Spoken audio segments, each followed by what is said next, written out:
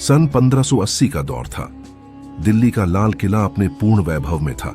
मुगल सम्राट अकबर महान का शासनकाल अपने चरम पर था। उनके दरबार में हर रोज नई कहानियां जन्म लेती थीं, कुछ सत्ता की, कुछ युद्ध की और कुछ मोहब्बत की। इसी दरबार में एक दिन एक नई नृत्यांगना को प्रवेश मिला। नाम था नादिरा बेगम, पर उसकी सुंदरता और नृत्य ने ऐसा जादू चलाया कि दरबारियों ने उसे नाम दिया अनारकली। जैसे अनार के फूल की तरह खिली हुई, कोमल और मोहक।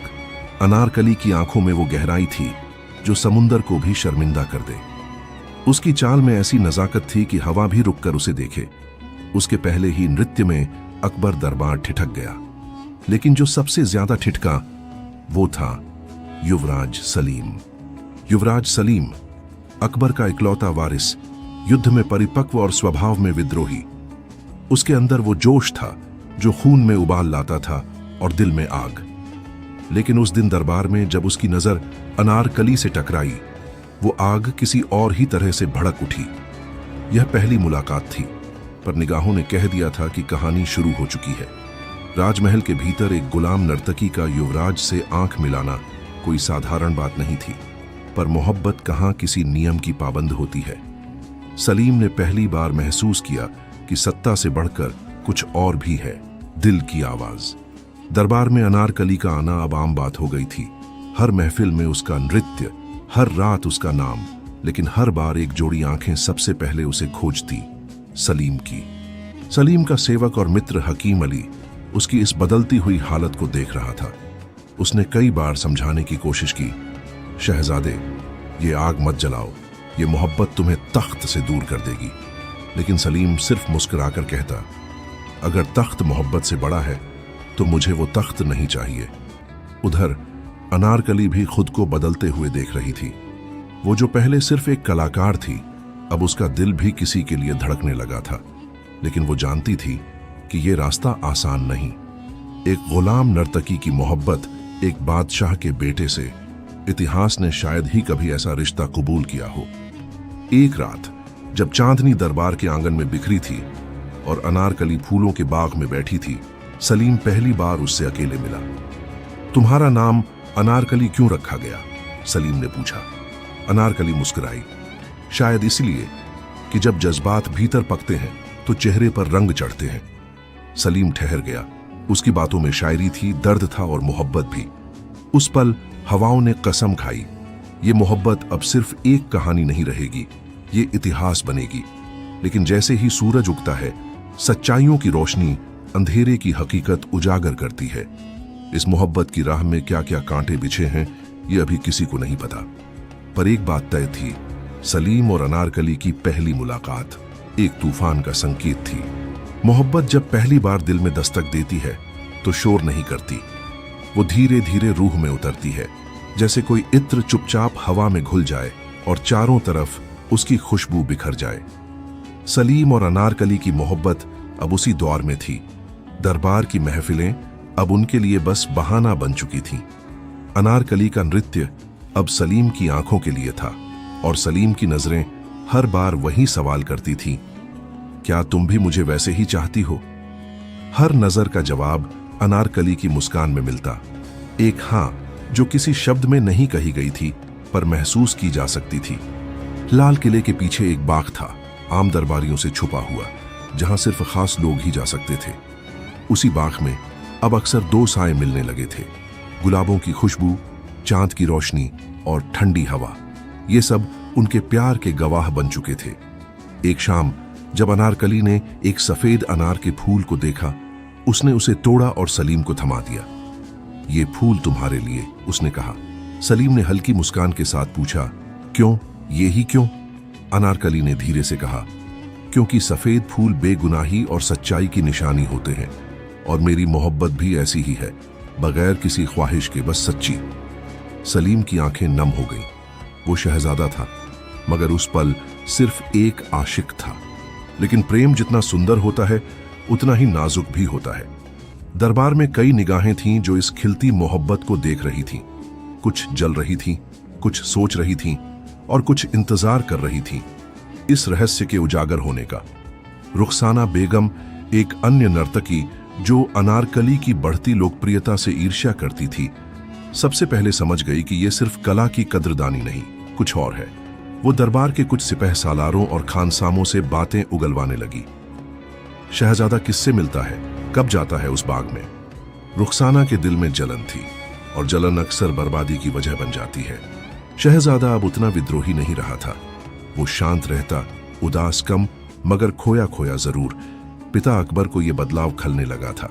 उन्होंने सलीम को फिर से राजनीति और युद्ध कला में लगाने की कोशिश की। सलीम, एक दिन तुम्हें इस सल्तनत का वारिस बनना है, तुम्हारा ध्यान कहाँ है?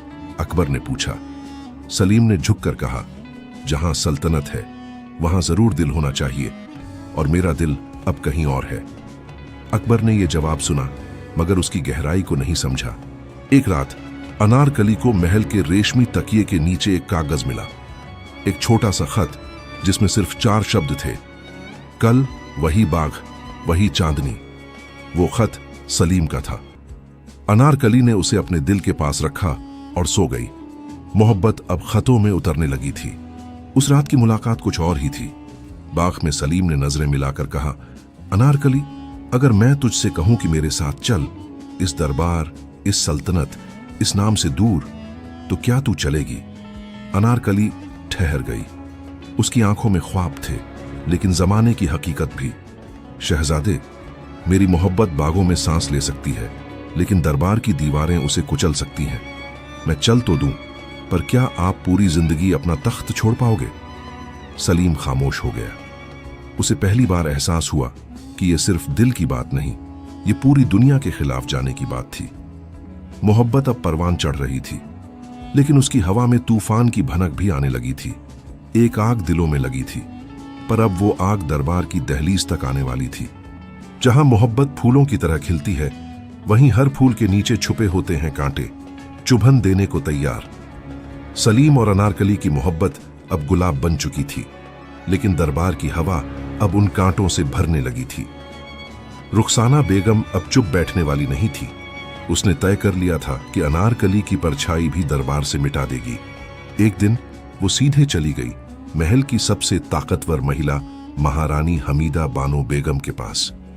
बेगम ए आजम, क्या आपने सुना नहीं? एक नर्तकी ने शहजादे का दिल चुरा लिया है। अगर ये बात ज्यादा फैल गई तो दरबार की इज्जत का क्या होगा? हमीदा बानो बेगम, जो अकबर की मां और दरबार की नीति निर्माता थीं, एकदम चौंक गईं। उन्होंने तुरंत अपने सिपह सालारों को इशारा दिया, जांच करो, हर रात, हर मुलाकात, हर खत, मुझे सब जानना है। सलीम अब 2 दुनियाओं में बंटने लगा था। एक तरफ मोहब्बत थी, अनारकली जैसी मासूम, सच्ची और उसकी जान से भी प्यारी। दूसरी ओर था उसका फर्ज, एक शहजादे का, एक सेनापति का, एक भविष्य के बादशाह का। हकीम अली ने एक दिन उसे समझाने की कोशिश की, शहजादे, मोहब्बत खूबसूरत है, लेकिन यह दुनिया उसे आसान नहीं मानती। अगर आप अनारकली को बचाना चाहते हैं तो शायद उसे दूर रखना ही सही होगा। सलीम का दिल तड़प उठा। अगर मोहब्बत को बचाने के लिए मुझे उससे दूर होना पड़े तो यह दुनिया बहुत बेरहम है। एक रात अनारकली के कमरे में अचानक कुछ सिपाही आ धमके। उन्होंने कहा, बेगम ए आजम का हुक्म है, तलाशी लेनी है। अनारकली सकपक आ गई। कुछ न मिला, लेकिन सिपाहियों को एक रेशमी कपड़े में लिपटा खत मिल गया। वो खत जो सलीम ने उसे लिखा था। खत में लिखा था, अगर ये दुनिया हमें तोड़ने पर आमादा हो तो भी मैं तुम्हें कभी छोड़ नहीं सकता। तुम्हारा सलीम। बस सबूत मिल चुका था। जब यह खत अकबर के हाथों में पहुंचा तो उसका चेहरा क्रोध से तमतमा उठा। सलीम को क्या हो गया है? एक नर्तकी से इश्क, यह सल्तनत की तौहीन है। हमीदा बानो ने उसे शांत करने की कोशिश की। बादशाह सलामत, वो अभी नौजवान है, ये मोहब्बत का भटका रास्ता है, संभाल लेंगे इसे। लेकिन अकबर का फैसला अब बनने लगा था। सलीम को रोकना होगा और अनारकली, उसे दरबार से दूर करना होगा, हमेशा के लिए। अगली सुबह अनारकली को आदेश मिला कि वो अब महल के बाहर नहीं जा सकती। उसका कमरा अब एक सुनहरा पिंजरा बन चुका था। वो बाग, वो चांदनी, वो फूल, सब अब एक अधूरी याद बन चुके थे। एक पहरेदार ने धीरे से कहा, माफ करना बेगम, हुक्म ऊपर से है। अनारकली ने बस इतना कहा। मोहब्बत को हुक्मों से बांधना आसान नहीं होता। जब सलीम को अनारकली की नजरबंदी की खबर मिली तो वो पागल सा हो गया। वो सीधे पिता के दरबार में जा पहुंचा। आपने क्या किया अब्बा हुजूर? वो मेरी मोहब्बत है, गुनहगार नहीं। अकबर ने कड़ा स्वर अपनाया। तुम शहजादे हो, तुम्हें मोहब्बत नहीं सल्तनत से वफा करनी चाहिए। सलीम ने गरजते हुए कहा, अगर सल्तनत मुझे मेरी मोहब्बत से जुदा करती है तो मुझे वो सल्तनत नहीं चाहिए। सन्नाटा छा गया। एक बादशाह और एक बेटे के बीच मोहब्बत की वजह से दरार पड़ चुकी थी। गुलाब अब पूरी तरह खिला था, लेकिन उसके चारों ओर कांटे बिछ चुके थे। जिस दिन सलीम ने बादशाह अकबर के दरबार में चुनौती दी, उसी दिन मुगल सल्तनत की दीवारों में पहली दरार पड़ी। ये अब सिर्फ मोहब्बत की लड़ाई नहीं थी, ये तख्त और ताज के सामने खड़े हो जाने की बगावत थी। सलीम अब महल से दूर चला गया था। वो अपने विश्वस्त सैनिकों और मित्रों के साथ आगरा से बाहर एक गुप्त किले में ठहरा, जहां उसने अपनी छोटी सी फौज इकट्ठी करनी शुरू कर दी। अगर मोहब्बत गुनाह है, उसने कहा, तो मैं वो गुनाह बार बार करूंगा, और अगर ये सल्तनत मुझे मेरी मोहब्बत से जुदा करती है तो मैं इस सल्तनत को जला दूंगा। हकीम अली, जो अब भी उसके साथ था, चुपचाप सुन रहा था। वो जानता था कि सलीम अब मुगल वारिस नहीं, बल्कि एक बागी सिपह सालार बन चुका है। उधर अनारकली अब भी महल के उसी सुनहरे पिंजरे में थी। दिन रात वो बस एक ही नाम बुदबुदाती, सलीम। रुखसाना, जो अब दरबार की चहेती बन चुकी थी, हर रोज अनारकली के सामने झर घोलती। देखा, कैसी मोहब्बत थी तुम्हारी। शहजादा चला गया और तुम यहां एक कैदी हो। लेकिन अनारकली की आंखों में आंसू नहीं थे, सिर्फ यकीन था। वो लौटेगा, मेरी मोहब्बत कभी अधूरी नहीं रहेगी। अकबर ने खबर पाली थी कि सलीम अपनी सेना तैयार कर रहा है। उनके वजीर ने कहा, हुजूर, अगर शहजादा बागी हो गया है तो उसे सबकत सिखाना होगा। अकबर ने सोचा, ये वही बेटा है जिसके लिए उसने पूरा राज्य खड़ा किया, जिसे बचपन में तलवार चलाना सिखाया, जिसे हर युद्ध में आगे रखा। पर अब वही बेटा उसके खिलाफ था। अगर सलीम को सबकत देना है तो एक बार के लिए उसे उसका सबसे बड़ा सहारा छीनना होगा। अकबर की नजर अनारकली पर पड़ी। एक रात एक नकाबपोश औरत अनारकली के कमरे में आई। वो कोई और नहीं बल्कि हमीदा बानो बेगम थी। तुम मोहब्बत करती हो मेरे पोते से? उन्होंने पूछा। अनारकली ने सिर झुकाकर कहा, हाँ बेगम, इतनी कि उसके लिए मर भी सकती हूं। हमीदा की आंखें नम हो गईं, पर फिर उनका स्वर कठोर हो गया। अगर तुम सच में सलीम से मोहब्बत करती हो तो उसे बचाओ, उसे खुद से दूर करो, हमेशा के लिए। अनारकली चौंक गई। ये कैसे हो सकता है? बस एक झूठ बोल दो, कह दो कि तुम उससे मोहब्बत नहीं करती। और फिर हमीदा ने एक कागज उसके सामने रखा। ये राजाझा है, अगर तुमने सलीम से रिश्ता नहीं तोड़ा तो तुम्हें मौत की सजा दी जाएगी। पूरी रात अनारकली ने खिड़की के पास बैठकर चांद देखा। वो याद कर रही थी, वो बाग, वो फूल, वो पहली नजर, वो खत। लेकिन फिर उसकी आंखों में सलीम की तस्वीर आई, एक युद्ध की आग में झुलसता हुआ सलीम। अगर मेरी मोहब्बत सलीम को मिटा दे, उसने बुदबुदाया, तो मैं खुद को मिटा दूं। सुबह होते ही उसने एक खत लिखवाया और उसे सलीम तक भिजवाने की व्यवस्था की। सलीम को जंगल के बीचों बीच उस खत का जवाब मिला। शहजादे, हमारी मोहब्बत एक ख्वाब थी और ख्वाब हकीकत नहीं होते। मैं अब दरबार की नर्तकी रह गई हूं और आप मुगल सल्तनत के वारिस। अब हमारे रास्ते जुदा हैं, भूल जाइए मुझे।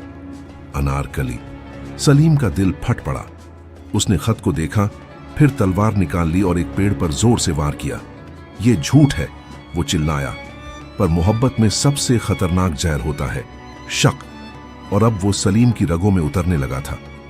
सलीम ने उसी दिन अपने सेनापति को आदेश दिया, दरबार की ओर कूच करो। अगर मोहब्बत नहीं मिली तो अब मैं अपना हक लूंगा, चाहे तख्त से या तलवार से। पहली बार सलीम की फौज ने अकबर की सीमाओं पर हमला किया। ये बगावत अब केवल प्रेम की नहीं, इतिहास की भी थी। अब मोहब्बत की कहानी खून में रंगने जा रही थी। इश्क जब तलवार उठाता है तो वो सिर्फ दिल नहीं, सल्तनतें भी चीर देता है। सलीम अब आशिक नहीं, बागी भी नहीं, एक सेनापति बन चुका था। उसकी आंखों में मोहब्बत की आग और दिल में धोखे की चुभन थी।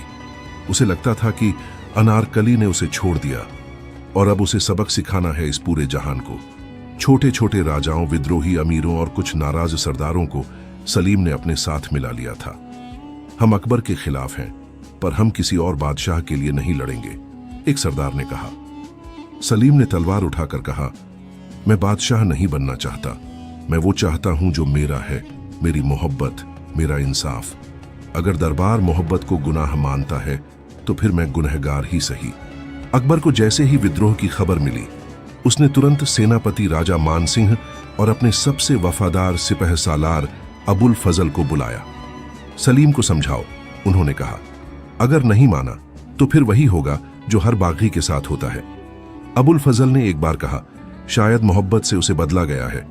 अगर मोहब्बत को ही लौटा दिया जाए तो विद्रोह रुक सकता है। अकबर ने आंखें मूंद लीं। अगर उसे मोहब्बत लौटाई तो सल्तनत टूट जाएगी, अगर मोहब्बत छीनी तो बेटा टूट जाएगा। दोनों में से एक को तो कुर्बान करना ही होगा। अनारकली हर रोज सलीम के खत पढ़ती थी, जिन्हें उसे दिखाया तक नहीं जाता था। लेकिन रुखसाना ने एक दिन उसकी आंखों में झर घोल दिया। वो अब जंग में व्यस्त है, तुम्हारे लिए नहीं, अपनी जिद के लिए लड़ रहा है। मोहब्बत नहीं बची अब। अनारकली ने कुछ नहीं कहा, लेकिन उसकी आंखों में फिर भी एक दीप जलता रहा। वो झूठ नहीं हो सकता। सलीम कभी भी मेरी मोहब्बत को जंग का नाम नहीं देगा। सलीम की फौज और अकबर की फौज आमने सामने थीं। घोड़े हिनहिनाने लगे, तलवारें म्यान से बाहर आ चुकी थीं। सलीम ने युद्ध भूमि पर पहुंचते ही नारा बुलंद किया, ये लड़ाई मोहब्बत की है, और जो मोहब्बत से डरे वो जीकर भी मरा है। राजा मान सिंह ने आखिरी बार कोशिश की, शहजादे लौट चलो, अनारकली अब आपकी नहीं रही। सलीम की आंखों में आंसू थे, पर हाथ में तलवार। अगर वो मेरी नहीं रही तो फिर मैं खुद को भी नहीं रहने दूंगा। युद्ध शुरू हो गया।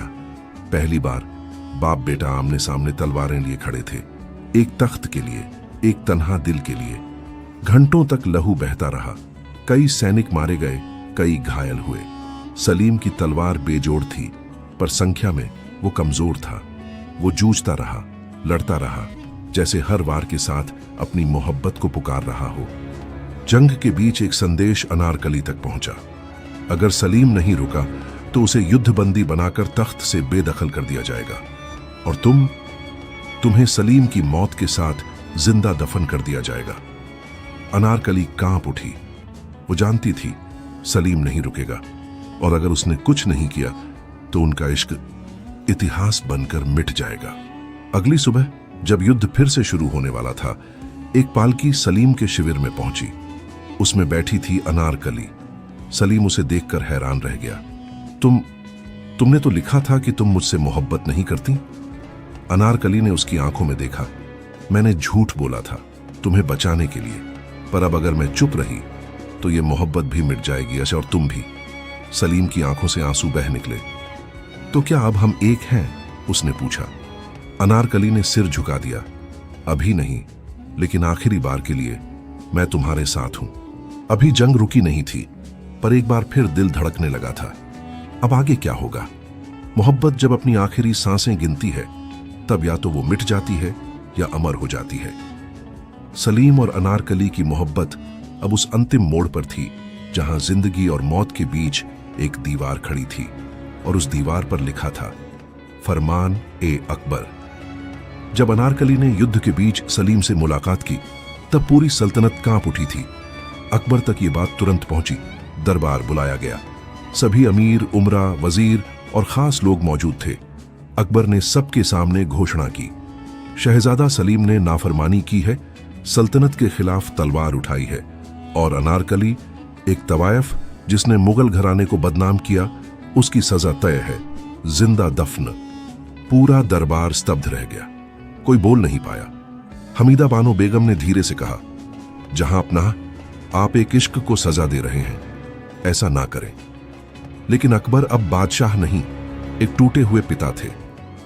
अगर आज मोहब्बत को छोड़ा तो कल सल्तनत को खो दूंगा। सलीम को कैद कर लिया गया था। उसे लोहे की जंजीरों में बांधकर आगरा किले की सबसे गहरी कोठरी में बंद किया गया। वो चीख उठा, अब्बा हुजूर, मोहब्बत की सजा मौत नहीं होती। अगर अनारकली को जिंदा दफन किया गया तो आपके बेटे को भी उसी कब्र में डाल दीजिए। पर जवाब में बस सन्नाटा मिला। अनारकली को लाल महल के एक पुराने तहखाने में रखा गया था। एक सिपाही ने उसकी ओर देखते हुए कहा, कभी किसी ने इतना सुंदर चेहरा नहीं देखा और ना ही इतनी दर्द भरी मोहब्बत। उसने सिपाही से एक विनती की, अगर मेरी मौत तय है तो मुझे बस एक आखिरी बार सलीम का चेहरा दिखा दो, छुप कर एक बार। सिपाही ने सहमति में सिर हिलाया। उसी रात वो सलीम की कोठरी के बाहर अनारकली को लाया। दोनों की आंखें मिलीं, लिपटे नहीं, कुछ कहा नहीं, सिर्फ आंखों ने कहा, मिलेंगे किसी और जन्म में। सुबह तड़के ताजमहल से दूर एक वीरान मैदान में गड्ढा खोदा गया। फौजी, दरबारी, कुछ आम लोग सब जमा थे। अनारकली सफेद लिबास में, चेहरे पर अद्भुत शांति लिए सामने खड़ी थी। एक मौलवी ने अंतिम दुआ पढ़ी। सलीम को बांधकर वहां लाया गया। उसके मुंह पर कपड़ा था ताकि वो चिल्ला ना सके। उसकी आंखों से बहते आंसू मिट्टी में गिर रहे थे।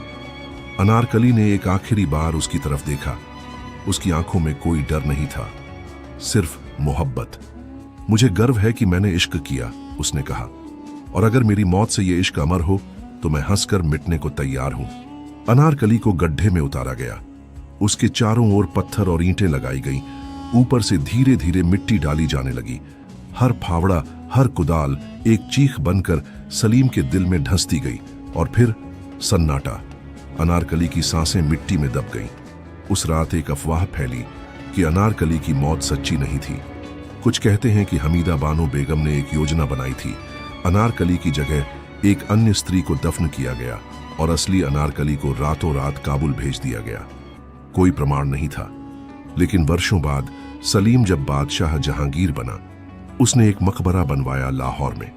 उस पर लिखा था, उसके लिए जो मुझसे मोहब्बत करती थी। मोहब्बत मर नहीं सकती, वो दफन नहीं होती, वो बस मिट्टी के नीचे बीज बनती है और किसी जन्म में फिर फूल बनकर खिल जाती है। मिट्टी ने जिस जिस्म को दबाया था वो मिट गया, मगर उस जिस्म में जो इश्क था वो हवा में घुल गया। वक्त की दीवारें चाहे जितनी ऊंची क्यों ना हो, मोहब्बत हर जन्म में अपना रास्ता ढूंढ ही लेती है। सलीम, जो अब जहांगीर बन चुका था, सल्तनत चला रहा था, पर उसकी रूह कहीं खो चुकी थी। महल में शान और शौकत थी, पर दिल वीरान। हर साल अनारकली के दफन होने की तारीख पर वो अकेले उस जगह जाता जहां उसे जिंदा मिटाया गया था। वो मिट्टी छूता, आंखें बंद करता और बस एक ही बात कहता, वादा है अगला जन्म साथ का होगा। सलीम और अनारकली की कहानी इस जन्म में एक मुकाम तक पहुंची। नाटकीय नहीं, दुखद नहीं, बस सच्ची और पूरी। पर मोहब्बत की ये आखिरी लाइन अब भी हवा में तैर रही थी। जो इश्क मिट जाए वो इश्क नहीं, जो इश्क जन्म जन्म जी वही सलीम और अनारकली है। कुछ कहानियां किताबों में कैद नहीं रहती, वो जुबानों पर चढ़ती हैं, गीतों में गूंजती हैं और सदियों तक रंगमंच, साहित्य, सिनेमा और लोगों के दिलों में सांस लेती है। सलीम और अनारकली की मोहब्बत अब एक प्रेम कथा नहीं रही, वो एक विरासत बन गई थी। सबसे पहली बार जब किसी नाटककार ने अनारकली का जिक्र किया तो लोगों की आंखों में आंसू आ गए। वह कोई इतिहासकार नहीं था, बस एक कलाकार था जिसने सलीम और अनारकली की बिछड़न को मंच पर उतारा। नाटक का अंत जब अनारकली को जिंदा दफन करते हुए दिखाया गया तो दर्शकों के बीच सन्नाटा छा गया। हिंदुस्तान के कई लेखकों ने इस कहानी को अपने अपने ढंग से लिखा। कुछ ने अनारकली को सच माना, कुछ ने उसे कल्पना का चरित्र कहा, लेकिन हर लेखक, हर कवि, हर शायर ने एक बात मानी, अगर अनारकली एक सपना भी थी तो वो ऐसा सपना थी जो हर आशिक ने कभी ना कभी देखा है। मशहूर शायरों ने गजलें लिखी। उसमें से एक प्रसिद्ध गजल थी, कब्र की मिट्टी से उठते हैं लफ्ज कभी कभी, अनारकली अब भी सलीम को पुकारती है। यह मोहब्बत अब इतिहास नहीं रही, वो भविष्य बन गई। और अनारकली अब सिर्फ एक नाम नहीं, हर उस औरत का चेहरा थी जो इश्क में मिटती है पर हारती नहीं। दोस्तों, आपको सलीम और अनारकली की यह अमर प्रेम कहानी कैसी लगी? अगर आपको यह कहानी पसंद आई हो तो वीडियो को लाइक करें और ऐसे ही दिल को छू लेने वाले किस्सों के लिए हमारे चैनल को सब्सक्राइब करना न भूलें। आपकी मोहब्बत ही हमारी ताकत है।